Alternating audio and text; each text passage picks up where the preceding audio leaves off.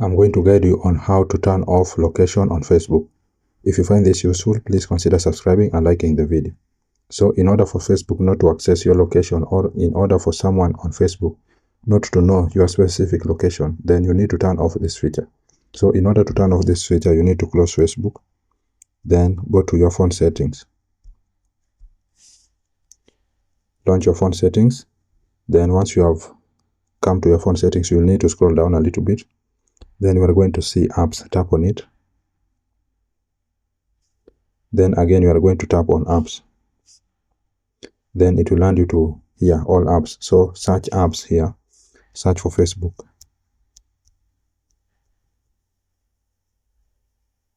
Then tap on it. Then it will lead you to app info. So you are going to tap on permissions. Then you are going to see allowed permission here. So as you can see, the location is on the list of allowed, meaning that you have allowed Facebook to access your location or the location of this device. So in order to turn it off, you just need to tap on location, then deny, then go back. So as you can see, you have denied access Facebook to access your device location. So by doing so, you'll be able to turn off location on Facebook. I hope this video was useful, and if it was, please leave a like and subscribe to the channel. Thank you for watching and have a nice time.